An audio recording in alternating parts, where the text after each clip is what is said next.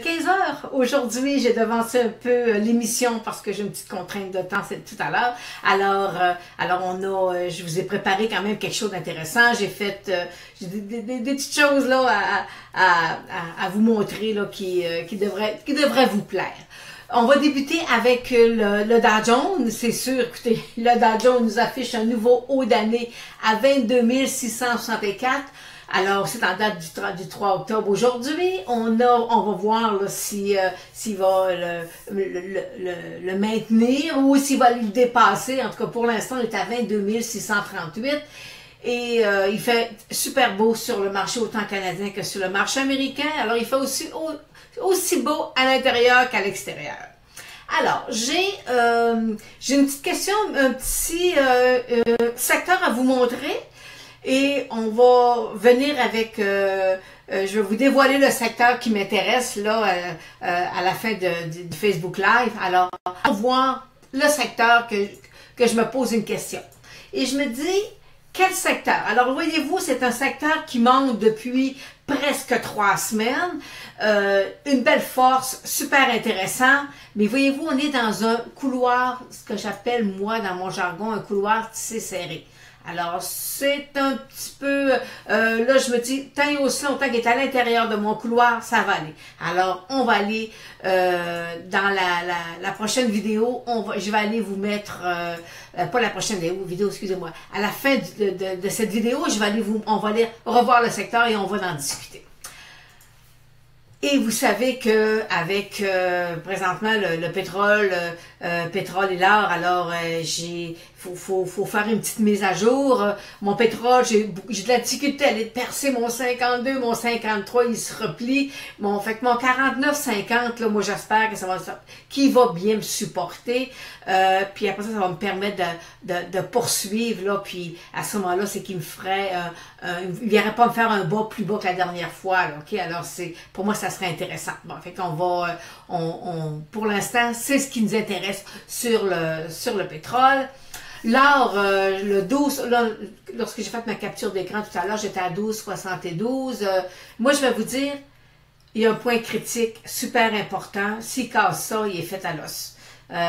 Il revient à 1200, puis peut-être même le casser. Alors, pour moi, super important, là, le support qu'il y a présentement sur l'or, là, il ne doit pas le casser parce qu'on aurait vraiment là, j'ai un indicateur qui me dit « Oh, faites attention, faites attention, faites attention. » Alors, c'est pour ça que je vous en parle. J'ai fait tout à l'heure.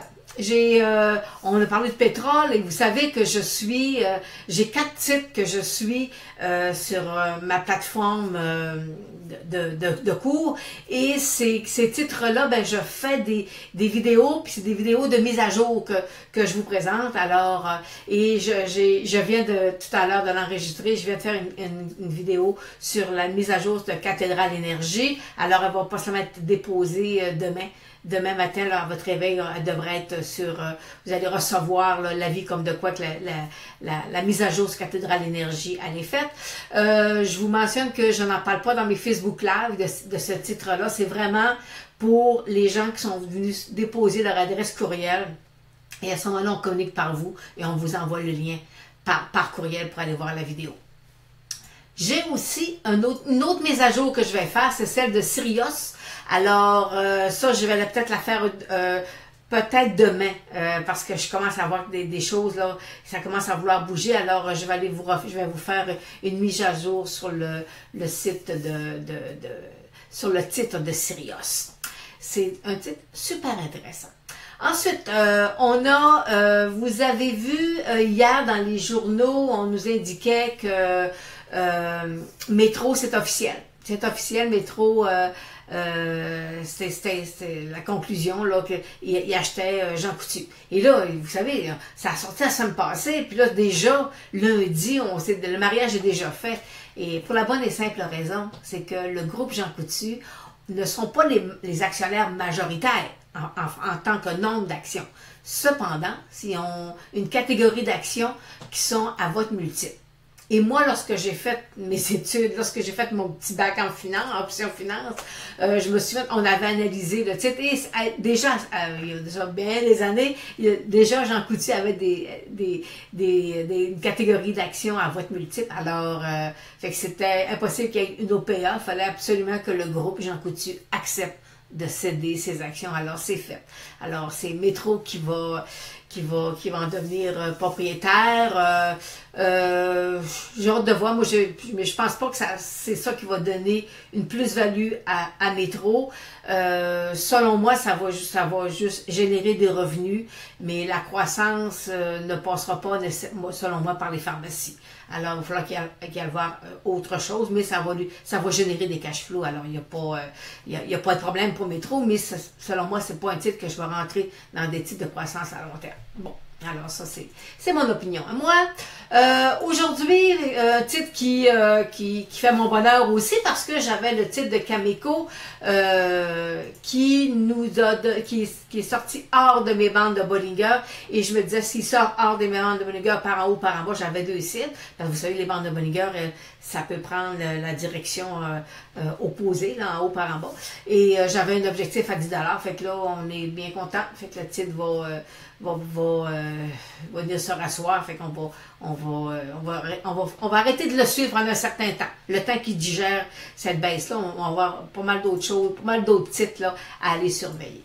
Ensuite, j'ai Madeleine de BlackBerry. BlackBerry, vous savez, la semaine passée, il nous avait fait un petit soubresaut, il est revenu en dessous de la même mobile 200 jours. Et là, très heureuse aussi parce que il est revenu, le volume est apparu. On a le titre de BlackBerry est venu fermer son gap.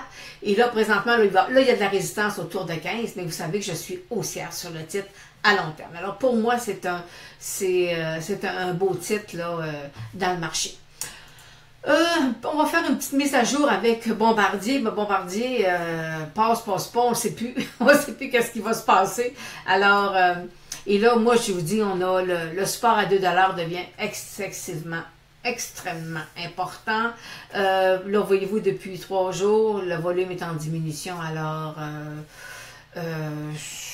les shorteux ont oublié de se couvrir quand le titre est envolé. Alors, c'est... moi, personnellement, je vais vous dire, en dessous de la mobile 200 jours, les moyennes mobiles 834 sont croisées à la baisse. Alors, évitez le titre, selon moi, le titre de Bombardier. Lucie qui me demandait qu'est-ce que je pensais du titre de McDonald's, le symbole MDA. Alors Lucie, je vous le représente aujourd'hui parce que, voyez-vous, il a cassé en dessous de la moyenne mobile 200 jours. Alors, fait que possiblement, s'il casse ça, là, surveillez. Moi, c'est pas un achat, même si vous avez des positions, alors mettez-vous des stops ou si vous êtes en perte, peut-être digérer, d'accepter la perte, là, mais pour l'instant, ça s'annonce pas bien à court terme, du moins. Ensuite, ça c'est vraiment, là,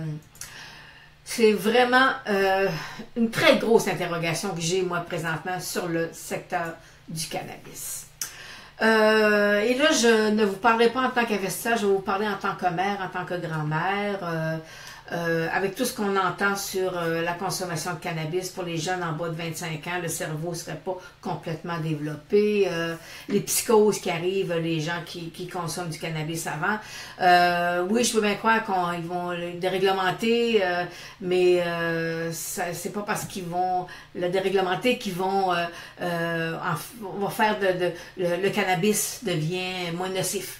Alors, fait que selon moi, on est en train d'envoyer un message tout autre à nos jeunes.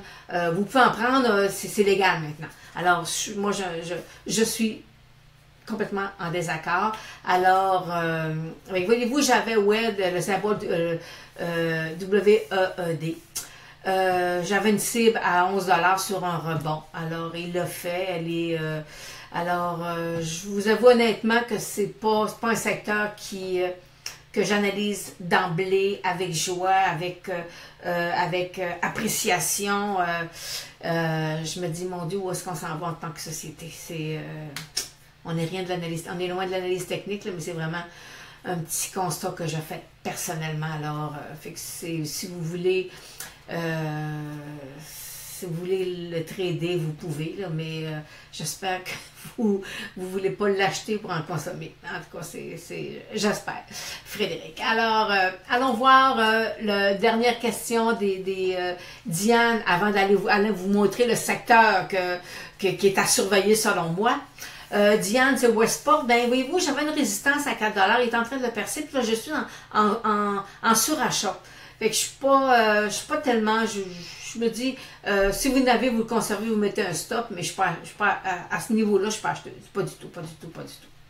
Alors, allons voir maintenant le secteur que je dis, comme selon moi, un secteur qu'on doit surveiller. Sérieusement, là, c'est un secteur qui, depuis quelques mois, je vous dirais depuis quelques mois, me donne un signal de faiblesse. Mais avec la baisse des taux d'intérêt, c'est le contraire qui arrive, le secteur s'est emballé. Alors allons voir, c'est le secteur de la finance, le S&P TSX de la finance. C'est, voyez-vous là, on est dans un couloir haussier. Par 2 fois, il nous testait sa moyenne mobile de 100 jours, il rebondit. Est-ce qu'il va nous faire un nouveau sommet? Bonne question, est là le point. C'est pour ça que je vous ai mis la ligne verte. Si jamais personne n'aura un nouveau sommet, si jamais il redescend à ce moment-là, on pourrait avoir un signal qui est un peu plus, un signal baissier là, sur le secteur. Alors, selon moi, c'est un secteur qu'il faut surveiller parce que je suis ce que j'appelle dans un couloir tissé serré. Alors, on n'a vraiment pas de jeu. S'il y a une correction, si ça sort à ce moment-là, on pourrait avoir un repli parce que j'ai plusieurs banques canadiennes que présentement, j'ai une cible baissière.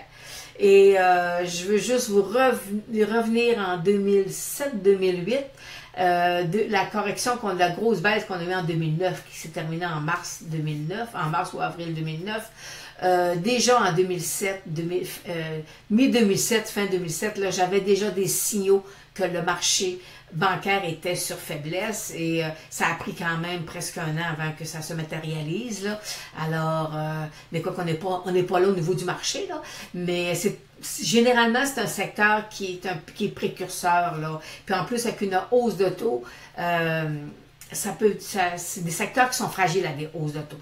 Là, on a juste eu des petites hausses de taux qui vont lui permettre d'avoir de meilleurs rendements, là, mais parce qu'après ça, lorsque les hausses de taux vont apparaître plus prononcées, à ce moment-là, c'est là on va venir toucher le taux de dividende, là, pas le taux de dividende, mais le rendement du dividende versus une obligation avec sans risque. Là. Alors, c'est plus vers là, après ça, que va se jouer la deuxième game là, sur le secteur financier.